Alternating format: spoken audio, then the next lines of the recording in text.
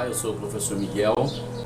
Estamos aqui com mais um vídeo para meditar sobre a palavra de Deus. Domingo ensolarado, muito calor, muitas vezes afadigando a nossa vida por causa desse calor terrível, e pedindo a Deus que nos mande chuva para refrescar o calor, para apagar a poeira, porque é uma dádiva que o Senhor tem nos concedido morar numa região tão abençoada.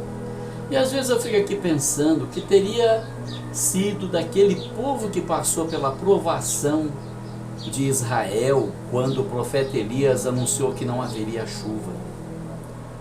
Às vezes nós reclamamos de tanta coisa, nós precisamos ser gratos a Deus pelo que Ele tem nos dado, olhar para as coisas boas e esquecer o lado negativo, porque nesse mundo não tem como não ter coisas negativas. Nós vivemos num mundo rodeado de pecado, de maldição, de desobediência, de rebeldia, e muitas vezes nós fazemos parte do coro daqueles que são rebeldes, porque esquecemos de agradecer.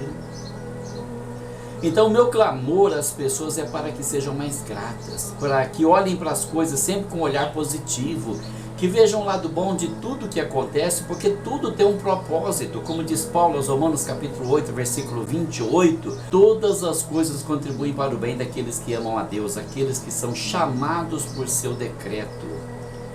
Dessa forma, nós podemos fazer um paralelo entre a vida que nós temos hoje e a vida que algumas pessoas tiveram no passado. Faz pouco mais de 10 dias, talvez não faça isso, que choveu, está um calor terrível, o ar está seco, muitas vezes é dificuldade para respirar, é necessário de vez em quando você hidratar seu corpo, tomando um banho, sei lá. Imagina ficar 3 anos e meio sem chuva. Mas foi exatamente o que aconteceu na nação de Israel durante o tempo do profeta Elias. E por quê? Por causa do pecado. O ser humano é muito arrogante, é muito cheio de si. O ser humano quer fazer tudo que lhe vem na mente e não se importa com o que vai acontecer depois. Eu não estou nem aí para as consequências, mas as consequências vêm e a pessoa chora depois. Vamos analisar esse texto aqui. Primeiro livro dos Reis, capítulo 17, anuncia a chegada do profeta Elias. Então Elias, o tisbita, dos moradores de Gileade, disse a Acabe: vive o Senhor Deus de Israel, perante cuja face estou, que nestes anos nem orvalho nem chuva haverá, senão segundo a minha palavra. Depois veio a ele a palavra do Senhor, dizendo: retira-te daqui, vai para o oriente, esconde-te junto ao ribeiro de Querite, que está diante do Jordão, e há de ser que beberás do ribeiro. E eu tenho ordenado aos corvos que ali te sustentem. Foi, pois, e fez conforme a palavra do Senhor, porque foi e habitou junto ao ribeiro de Querite, que está diante do Jordão. E os corvos lhe traziam pão e carne pela manhã, como também pão e carne à noite, e bebia do ribeiro. E sucedeu que, passados dias, o ribeiro se secou, porque não tinha havido chuva sobre a terra. Então veio a ele a palavra do Senhor, dizendo: levanta-te e vai para Sarepta, que é de Sidom, e habita ali. Eis que ordenei ali a uma mulher viúva que te sustente. Podemos ver aqui um dos maiores mistérios da palavra de Deus sendo revelado de uma forma muito clara, muito evidente, que Deus sempre cumpre os seus propósitos.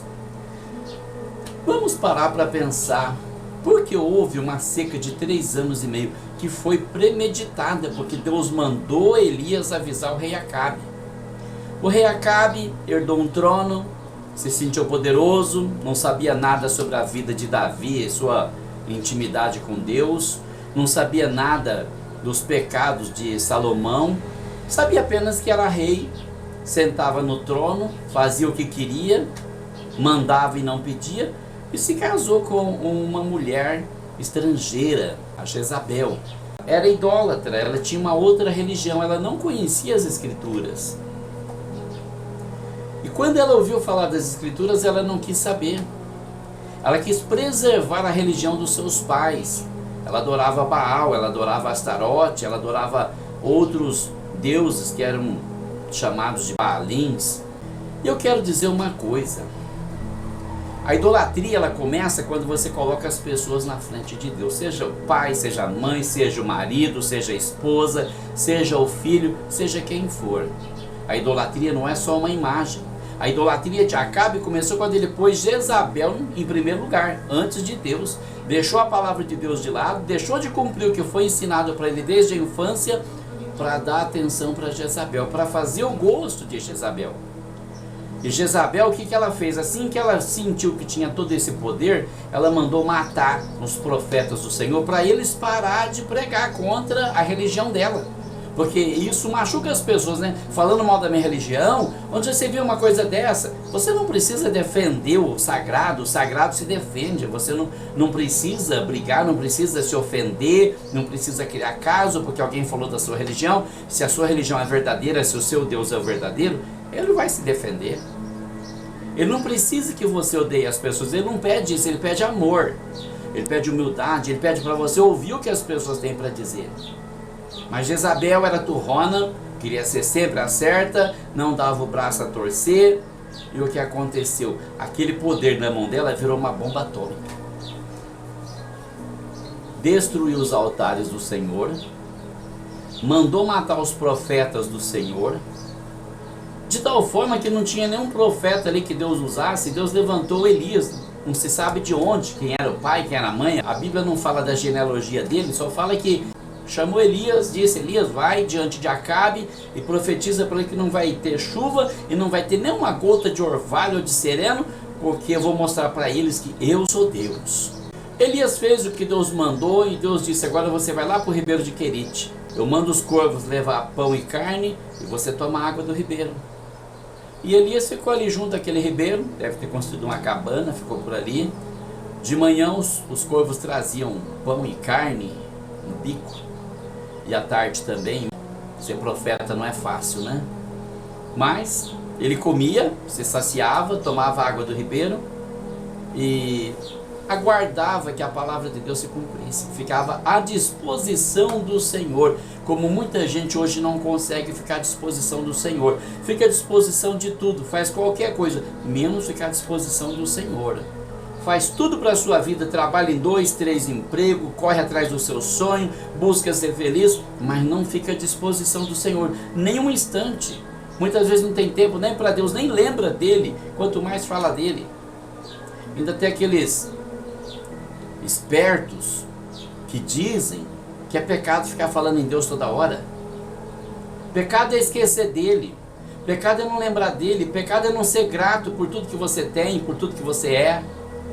Que você pode achar que não é muito importante, mas tem muita gente que daria qualquer coisa para estar no seu lugar. E você não sabe agradecer, não sabe nem reconhecer a situação privilegiada que você vive. Elias ficava à disposição do Senhor. E aí um dia, aquela seca toda, parou de chover, não tinha orvalho, não tinha nada, o ribeiro secou. Quando a seca vem, nós sabemos o que acontece. As árvores começam a murchar, as plantas vão morrendo, a própria grama vai secando e os animais vão morrendo. Cavalo, mula, animais de transporte, como era muito importante naquela época, eles morrem, eles não têm capim para comer, eles não têm água para beber e eles morrem. E foi aquela mortandade. E o ribeiro onde estava Elias também se secou porque parou a chuva. E Deus, ele respeita as leis da natureza. Às vezes ele interfere na vida de alguém e ele está acima da natureza, ele tem esse direito. Mas na maioria das vezes ele respeita as leis da natureza para cumprir o propósito dele, como aconteceu com Elias. E Elias de repente ficou sem água e aí como é que faz? Então Deus disse para ele: olha, levanta e vai até Tiro de Sidom, porque lá tem uma mulher viúva que eu mandei te sustentar. Deve ter imaginado, uma viúva? Não podia ser uma ricaça? O que uma mulher viúva tem para me oferecer? Mas Elias era obediente, se levantou e foi. E quando ele foi chegando onde ela estava, depois de muito caminhar, ele viu uma mulher catando graveto no chão. As árvores estavam mortas, secavam, caíam aos pedaços, e ela saiu catando gravetos. E ele disse: me dá um pouco de água. Ela virou as costas e entrou para buscar água. Ele falou: espera um pouquinho. primeiro você traz um bolo para mim. Ela virou para ele e falou: Senhor, como que eu vou te trazer um bolo? Eu só tenho um pouquinho de farinha na minha panela, só um pouquinho de azeite na botija, só dá para fazer um pãozinho. E eu vou fazer esse pão, é o último que eu vou poder fazer, eu vou comer ele com o meu filho e depois nós vamos morrer de fome. Ela não sabia que Deus estava entrando na casa dela através do profeta. E Elias disse: tudo bem, mas primeiro você faz disso um bolo pequeno para mim. Ela deve ter imaginado: esse cara é maluco, ele sabe que eu estou para morrer de fome, que eu só tenho o suficiente para fazer um pão e ainda quer que eu reparta com ele? Mas por outro lado pensou: puxa, se eu estou com fome ele também está, vou me compadecer dele, vou fazer esse bolinho para ele, não custa, eu vou morrer de fome mesmo, então reparto o pouco que eu tenho com ele. Os pobres repartem com muita facilidade, os ricos é que não gostam de repartir, né? Quando a pessoa tem bastante, ela fica cercando tudo para ela. Quando você é pobre, não, você reparte, você não está nem aí. Deus dá outro, Deus deu esse, dá outro. A gente tem fé, a gente tem amor, a gente sabe o que é passar necessidade, a gente sabe o que é dificuldade. Ela entrou para fazer o pão. Entrou, fez um bolo pequeno, separou outra parte da massa, fez o pão para ela e para o filho dela e trouxe o bolo e a água. E Elias disse para ela: olha, o Senhor mandou te dizer que a farinha da panela não vai se acabar e o azeite da botija não vai cessar. E ela acreditou. Sabe o que é fé? Você acreditar no impossível, quando esse impossível é proferido através da mensagem da palavra de Deus. A palavra de Deus tem poder, ela vai se cumprir sempre. Não existe circunstância que impeça o cumprimento da palavra de Deus. Se ele te prometer uma coisa boa, pode esperar que vai acontecer. É certeza. Porque é impossível que Deus minta, é impossível que Deus fale com as suas promessas. E ela voltou depois para preparar o pão para ela e para o filho dela, e tinha a mesma quantidade de farinha e de azeite. Ela fez pão, eles comeram, ela olhou na panela, a mesma quantidade de farinha, na botija a mesma quantidade de azeite. E no outro dia foi a mesma coisa, ela preparou refeição para ela, para o filho e para o profeta, e foi a mesma coisa, e aquela farinha não acabava, e aquele azeite não cessava, e assim se passou muito tempo, e o homem de Deus ficou morando com ela. É evidente que ela deve ter tido alguma dificuldade. Quem é que não tem problema na vida? Ela era uma mulher viúva, era nova, tinha seus desejos, seus sonhos, suas necessidades fisiológicas. E uma vez ou outra, a pessoa pode cair em pecado, principalmente quem não anda na presença de Deus, e ela certamente não andava, era até estrangeira, nem conhecia a palavra de Deus, mas ela sabia o que era certo e o que era errado. Todo mundo sabe, você pode até errar na vida, mas você sabe que está errado, você sabe que você está andando errado, que precisa mudar de vida. Ela sabia, mas quietinha no canto, esperando talvez o profeta ter uma palavra boa. Se não tiver, eu fico pensando naqueles crentes que estão na igreja, às vezes já é um profeta, se levanta, começa a profetizar coisa boa para a pessoa começa a chorar e dá glória a Deus e aleluia, e de repente, se a coisa virar e começar a repreender, pronto, a pessoa se fecha, ela trava, vira um túmulo, não sai mais nada dali, né? Só recebe coisa boa, coisa ruim não. E muita gente até foge do profeta para não ser repreendido, porque sabe que tem coisa errada na vida dela.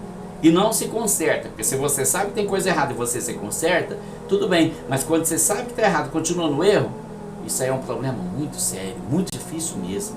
Amanheceu um dia, aquela senhora encontrou seu filho morto, e ela se desesperou.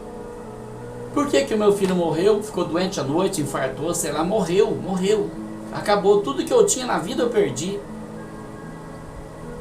Imediatamente ela ligou uma coisa com a outra, talvez a vida pecaminosa que ela pode ter vivido no passado, algum passo em falso, e a santidade do homem que morava ali. Porque apesar de ser um homem sozinho, não se aproximou dela, não mexeu com ela, respeitou ela o tempo todo, porque era um homem que estava à disposição de Deus. Nota bem, era um homem sujeito às mesmas paixões que nós, como diz o apóstolo Tiago na sua carta no Novo Testamento, sujeito às mesmas paixões, mas com domínio sobre essas paixões. Você desejar alguma coisa não é pecado. Você cobiçar é pecado, porque você tem que ter domínio sobre aquilo que você pensa, sobre aquilo que você deseja. Você tem que ter controle sobre as suas emoções. Você não é como um animal irracional que segue o instinto. Você tem que pensar nas coisas que você faz, nas coisas que você fala. Você tem que pensar nas suas atitudes. Você não pode alimentar os seus pensamentos malignos, a sua imaginação maligna. Você precisa ter domínio sobre isso, porque Deus precisa ser honrado na sua vida, na sua morte, nos seus pensamentos, nos seus sentimentos. O apóstolo Pedro diz que nós temos que ser santos em toda a nossa maneira de viver, mesmo em pecado, mesmo falhando, mesmo errando, mesmo tendo maus pensamentos e maus sentimentos. Precisamos nos separar. E ela associou uma coisa com a outra e pensou: meu filho morreu por causa desse homem que é santo, e como ele é santo, Deus traz à memória os meus pecados. De alguma forma ela estava culpando Elias. As pessoas gostam de culpar as outras pelo que elas fazem. Elas nunca assumem uma posição: olha, a culpa é minha, eu errei realmente, eu preciso pedir perdão. Não, geralmente, por que você fez isso comigo? Por que você está fazendo isso comigo? Por que Deus está fazendo isso comigo? Como se a gente fosse a pessoa mais santa do mundo. Começa a reconhecer seus erros, começa a pedir perdão. Elias olhou para aquilo e falou: meu Deus, o menino morreu? Como assim? O Senhor manda eu aqui, eu sou um homem de Deus, como é que eu venho trazer a morte? Eu tenho que trazer vida, eu preciso trazer vida, a vida anda comigo, o Senhor é o dono da vida, me dá um menino. Pegou o menino, levou lá no quarto dele, pôs ele deitado na cama dele, e eu fico analisando essa situação, esse ritual que ele fez ali, se fosse nos dias de hoje, porque hoje, misericórdia, quanta malícia, quanta maldade na mente, no coração das pessoas. Tudo que você fala é maldade. E tem gente que alimenta essa maldade. Pôs o menino na cama dele, deitou em cima do menino. A Bíblia diz que ele pôs o olho no olho do menino, o nariz no nariz do menino, a boca na boca do menino, e assoprou. E disse: Senhor, devolve a vida dessa criança. E de repente o menino voltou a respirar, e ele devolveu o menino com vida. A gente precisa pensar mais nas coisas de Deus. A mente vazia, realmente, ela é uma oficina do inimigo. A gente precisa começar a preencher a nossa mente com pensamentos de Deus, com versículos da palavra de Deus, com louvores a Deus. Porque tem muita gente que não quer nem saber, né? Eu sou crente aqui na igreja, mas lá fora eu sou uma pessoa comum. Então você não é crente em lugar nenhum. Porque crente é aquele que crê. Aquele que crê, ele sabe que é verdade, que é real, que essa vida é passageira, é ilusão, que a vida espiritual é a verdadeira, que o mundo espiritual é o verdadeiro e não esse transitório que nós estamos. E ele tem um comportamento que revela Jesus o tempo todo na vida dele. É no louvor, é na adoração, é no comportamento dele, de todas as formas. Ele está cheio de Jesus, ele respira Jesus, ele fala Jesus, ele almoça Jesus, ele toma café da manhã Jesus, ele toma água Jesus, toda hora Jesus está na vida dele. Porque se Jesus não está a todo momento na sua vida, então ele não está em momento nenhum. Ele não vai embora. Se ele está com você, ele fica com você até o fim. Ele diz: eis que estou convosco até a consumação dos séculos. Não vai nos deixar só. Mas, nesse ponto, Deus fala: Elias, volta, porque agora eu vou dar chuva para Israel. Quanto tempo tinha se passado? 3 anos e meio. 3 anos e meio sem chuva, só isso. Só isso. Morreram os animais, muita gente morreu de fome, de sede. A terra virou um deserto árido. Vai, Elias. Sim, senhor. E Elias toma o caminho de volta. E lá vai Elias até encontrar Obadias, o mordomo do rei, com um destacamento do exército, procurando água, procurando Elias. O rei separou o exército dele, disse: uma parte vai para cá, outra vai para lá. Passa em todas as nações vizinhas, procura saber onde está Elias. Se achar ele, prende, traz ele, que eu quero matar ele. E vê se acha água para salvar pelo menos os cavalos. E lá vai Obadias com um destacamento do exército. De repente Elias aparece na frente dele e fala: olha, vai lá e fala para o rei Acabe que eu quero falar com ele. Obadias estranhou: você está louco, rapaz? Você está querendo que o rei me mata? Nós rodamos todos esses reinos aqui em redor procurando você, ninguém achou, ninguém sabia. E o rei fazia todo mundo jurar que não tinha te visto. E agora você aparece de repente e fala, vai lá falar para o rei Acabe que eu quero falar com ele. Enquanto eu vou chamar ele, o Espírito do Senhor te tira daqui, o rei chega aqui, não te acha e me mata. Não, pode ir, não tenha medo. Eu vou falar com o rei hoje. Então Obadias foi e trouxe o rei Acabe, e o rei Acabe apareceu e disse para ele, finalmente apareceu o perturbador de Israel.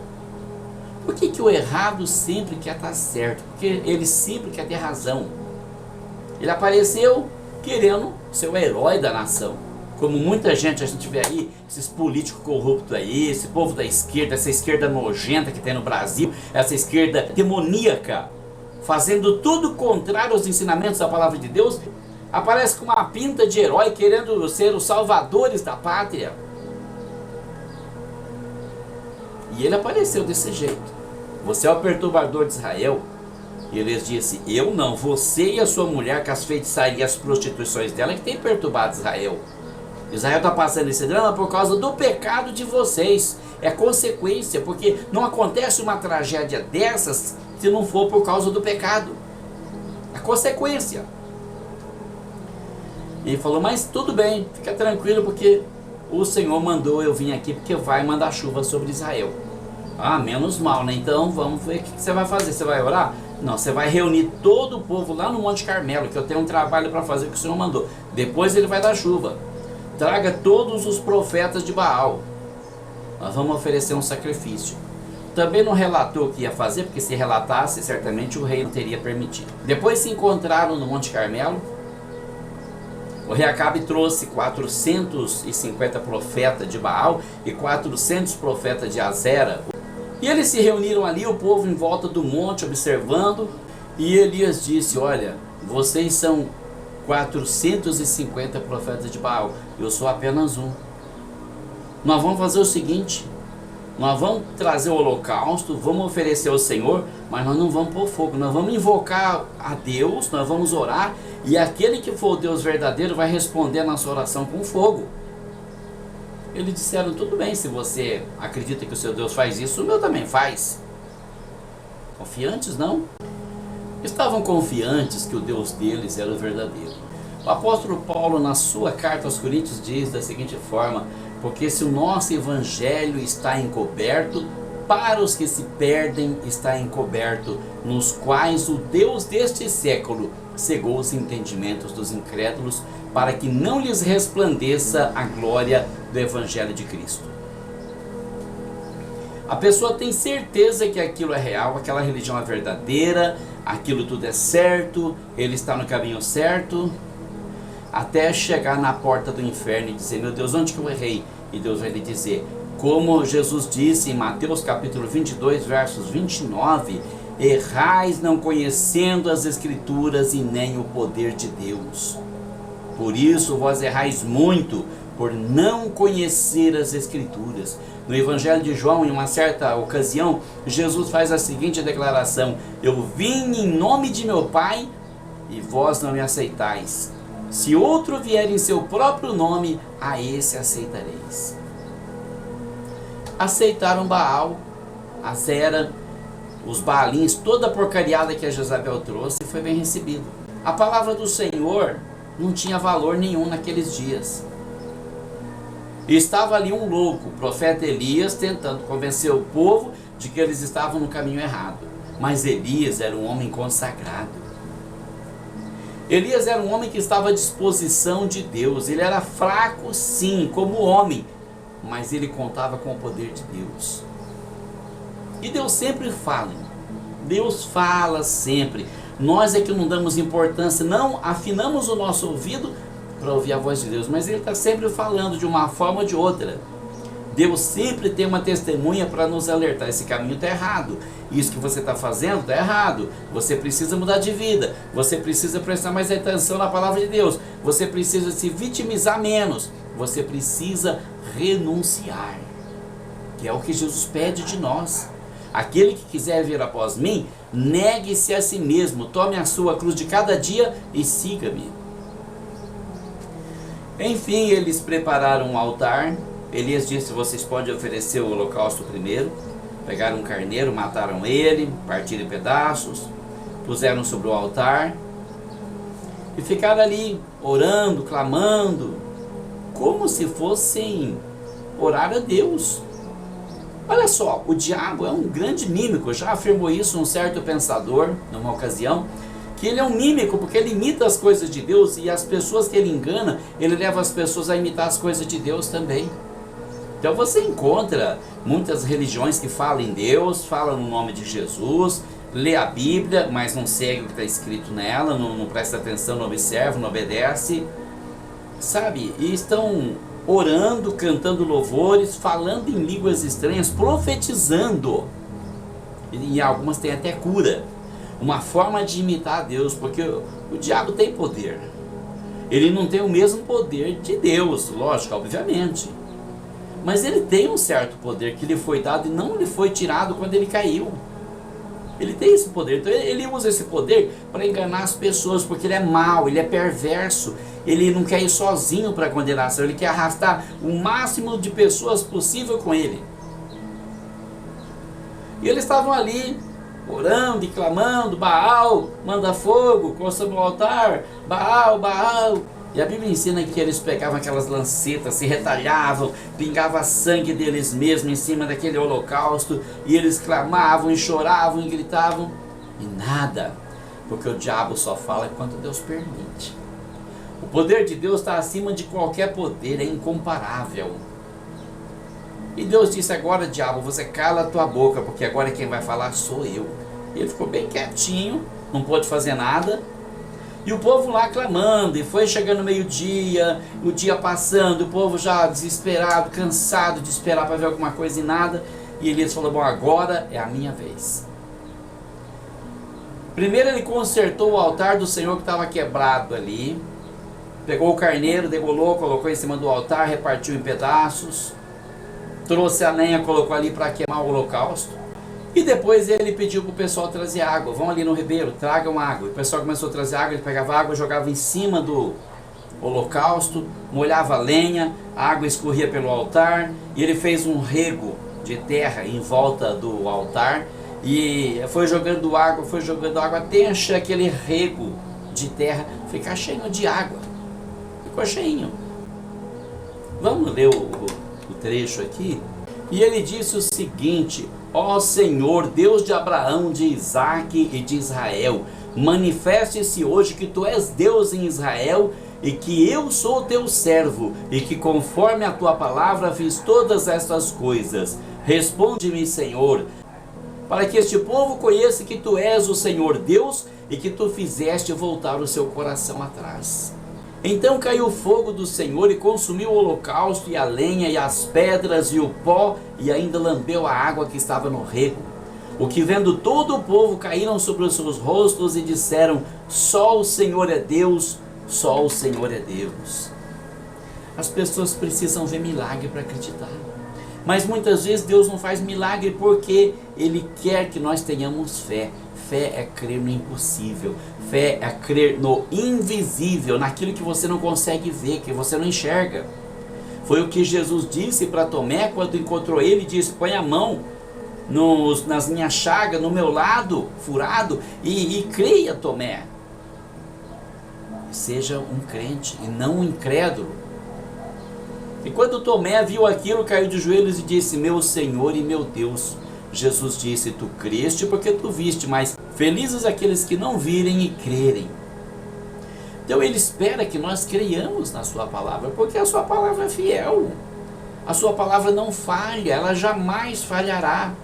Se ele prometeu, ele vai fazer. Se ele anunciou, vai se cumprir. Então naquele momento de euforia, o povo todo reconhecendo que só o Senhor é Deus, então Elias mandou pegar aqueles 850 profetas que estavam oferecendo sacrifício para deuses alheios, levou para a beira do ribeiro e matou todo mundo, porque era assim que eles agiam naquele tempo. Matava as pessoas para elas não continuarem ensinando coisa errada. Hoje, se fosse matar quem ensina coisa errada, ia dizimar a população da terra, porque só tem gente ensinando coisa que não presta. Tem até deputado em palanque aí falando que precisa incentivar relações incestuosas. Isso não é outra coisa a não ser uma obra do diabo. Casamento de pais e filhos, misericórdia, isso é coisa diabólica, é demoníaco. E só não reconhece quem não tem o Espírito Santo de Deus na sua vida. Quem acha que isso é normal, que um pai pode casar com uma filha, uma mãe com um filho, um irmão com irmã, é só uma pessoa que não tem o Espírito Santo de Deus na sua vida. Por causa de política, vender a alma. Por causa de ideologia, vender o seu espírito, vender a sua salvação. Jamais. Eu não preciso provar que eu estou certo. Se eu tiver certo, a verdade vai aparecer. Eu não tenho que provar nada. Como muita gente está tentando provar o quê? Que você está certo? Por que é tão importante que você esteja certo? Não é importante que eu esteja certo, é importante que a palavra de Deus seja certa. Seja na política, seja na religião, seja onde for. As pessoas têm essa tendência para a maldade. Mas Deus nos livra dessa maldade se nós tão somente pedimos: Senhor, me orienta, me mostra o caminho, me dá direção. Me mostra o que é certo, o que é direito, o que é errado, para que eu possa fugir do errado. Deus é fiel. E ali Elias mandou matar aqueles profetas e disse para Acabe: e agora? Acabe disse: você prometeu chuva. Ele disse: a chuva virá. Eu vou subir em cima daquele monte com o meu moço e nós vamos orar e Deus vai mandar chuva. Acabe disse: eu vou ficar esperando. E Elias subiu, levou apenas o criado dele, alguém que servia ele ali, que se dispôs voluntariamente a servir ele. Chegou em cima do monte e disse: olha, eu vou dobrar o joelho e vou orar aqui. E você vai lá na banda do mar ver se tem alguma nuvem de chuva. O moço falou: tá bom. Ele dobrou o joelho, enfiou a cabeça no meio dos joelhos e começou a clamar a Deus. O moço foi lá, voltou, falou: não tem nada, o céu está limpo. Elias falou: volta lá 7 vezes. Ou seja, não pare enquanto não aparecer uma nuvem, porque eu não vou parar de orar enquanto a nuvem de chuva não aparecer. Isso é fé, vai acontecer. Então eu vou orar até acontecer. Eu vou pedir isso até acontecer. Eu vou pedir para Deus interferir na vida da minha família até acontecer, porque vai acontecer, porque Deus é fiel. E o moço foi e voltou, na 7ª vez voltou e falou: olha, tá vindo lá do lado do oceano uma nuvem do tamanho de uma mão. Uma mão? Nossa, quanta chuva cabe numa nuvem dessa? Mas a fé de Elias multiplicou aquela nuvem e disse para ele: desce correndo e avisa o rei Acabe para ir para o palácio que vem uma tempestuosa chuva. E o próprio Elias foi correndo na frente do rei Acabe, e a chuva malhou e caiu chuva. E Elias foi correndo, certo, pensando: agora acabou o problema, resolvemos o problema, graças a Deus. Mas às vezes a gente pensa que o problema acabou e está apenas começando. Nós pensamos que o problema do Brasil estava acabando também, está apenas começando a luta. Nós temos muita coisa para fazer ainda, tem uma limpeza espiritual tremenda para fazer. Os demônios que vieram para o Brasil para tentar destruir a família, para tentar destruir os valores cristãos, ainda estão aqui. Só a poder de muita oração e jejum é que eles vão embora. A nossa política se vence também com oração, com intercessão. Mas aconteceu de Elias pensar que estava tudo bem e no outro dia recebeu um recado da própria Jezabel. Quando ela soube que os profetas da religião dela estavam mortos, mandou dizer a Elias: assim me façam os deuses de outro tanto, se amanhã tua cabeça não tiver igual a de um deles. E Elias ficou com medo e fugiu, saiu correndo, fugiu, foi se esconder. E chegou lá no meio do deserto, ele achou um zimbro e ele deitou na sombra do zimbro, cansado como ele estava, e ali ele dormiu. Ele dormiu e de repente, enquanto ele estava dormindo, veio um anjo e tocou nele e disse: levanta e come. Ele olhou, tinha um pão assado em cima de uma brasa, devia estar bem queimado. Ele levantou, pegou o pão e comeu, tinha uma cuia d'água, ele tomou água, deitou de novo e dormiu. Porque é início de depressão. A pessoa, quando ela vê que está tudo dando errado, parece que está tudo bem, mas de repente um abismo se abre debaixo dos seus pés e você fala: pronto, estou perdido. Mas não foi Elias que derrotou 850 profetas? Mas é aí que entra, na fragilidade do homem, entra o poder de Deus. Jesus disse para Paulo: não vou tirar o espinho da sua carne, porque o meu poder se aperfeiçoa na fraqueza. Então, ele deitou e dormiu de novo. Veio o anjo, acordou de novo, falou: olha, levanta e come, porque o caminho que você tem pela frente é muito comprido. E a Bíblia fala que ele sentou ali, ele comeu aquele pão, bebeu água, e levantou e começou a caminhar, e com a força daquela comida ele caminhou 40 dias e 40 noites. Se você procurar o número 40 na Bíblia, você vai achar diversas vezes, em situações miraculosas, sempre Deus superando as leis da natureza, para que ele chegasse num lugar onde Deus pudesse falar com ele, aquela famosa caverna, onde ele entrou ali, se escondendo de Deus, se escondendo de todo mundo, com medo da Jezabel, e Deus disse para ele: olha, eu vou falar com você. E ele ficou esperando. Veio aquela ventania, aquele furacão quebrando as rochas, quebrando tudo, e ele esperou, não era Deus. Veio aquele terremoto feroz, e ele observou, não era Deus. Veio aquele fogo abrasador, e ele esperando, mas não era Deus.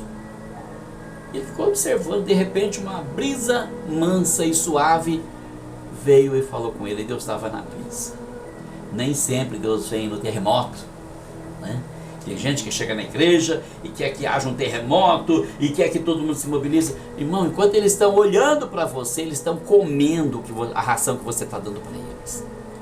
E tem gente que não sabe pregar assim, né? Dá glória a Deus, irmão, dá glória a Deus, fala aleluia, olha de lado, fala isso pro teu irmão, fala aquilo. Para de babaquice, você está lá para pregar. Entrega o recado, faz a sua parte e fica na sua. Deixa Deus fazer a obra. Aí a voz perguntou para ele: o que você está fazendo aqui, Elias? Ele disse: eu sou uma pessoa extremamente zelosa pelo Senhor Deus dos exércitos, porque mataram todos os profetas do Senhor e só eu fiquei. Deus disse para ele: não diga uma coisa dessas, meu filho. Reservei 7.000 varões que não dobraram seu joelho nem beijaram Baal, pessoas que se mantiveram fiéis como você. Não precisa se sentir sozinho, se achar sozinho, achar que não tem ninguém por você. Tem muita gente com você, tem muita gente do seu lado, lutando com você para melhorar as coisas. Então você não precisa desanimar. Aí a pergunta diz para ele: o que fazes aqui, Elias? O que você está fazendo escondido aqui, rapaz? Seu lugar é lá fora. Seu lugar é batalhando pelas almas. Seu lugar é no palácio, é nas ruas, em todo lugar, dizendo que o povo abandone o pecado e faça as coisas certas do jeito que Deus espera, para que eles possam obter o perdão e a salvação. Você não tem que pregar só na igreja, você tem que pregar nas ruas também. Você tem que pregar em todo lugar onde tiver gente. Você não tem que ficar escondendo dentro de uma caverna, ficar muitas vezes dentro da igreja escondido, pensando que aqui você está servindo a Deus. Vai servir a Deus é lá fora, onde os pecadores estão. Vai servir a Deus é lá fora, onde os pecadores estão. Comece a se movimentar, faça alguma coisa. Mas Senhor, eu quero morrer, tira a minha vida, eu não sou melhor que meus pais. Olha, quando eu terminar a obra na sua vida eu te levo, mas por enquanto você tem que fazer o que você tem que fazer. Mãos à obra. E agora, Senhor, o que eu faço? Bom, aí é outra história. Agora eu vou te dar uma coisa para fazer. Pega o teu vaso de azeite e vai ungir Jeú como rei de Israel. Depois você vai ungir Azael como rei da Síria. E depois você vai ungir Eliseu como um profeta em seu lugar. Quando tiver alguém para ficar no seu lugar, eu posso te trazer para perto de mim. Mas enquanto não tiver, você vai fazer a obra que você tem que fazer. Você vai fazer a obra que eu planejei para você. Mãos à obra. Vamos. Movimentos. Então nós podemos ver que o ser humano é frágil, é fraco, às vezes ele fracassa, ele duvida, mas isso não significa que ele esteja derrotado. Significa sim que ele pode confiar no poder de Deus, porque ele nunca falhará. E eu peço a Deus que abençoe sua vida e te faça compreender que a sua fragilidade não significa nada diante de Deus. Que Ele abençoe você, sua família e o Brasil. Que Deus abençoe o nosso presidente, em nome de Jesus.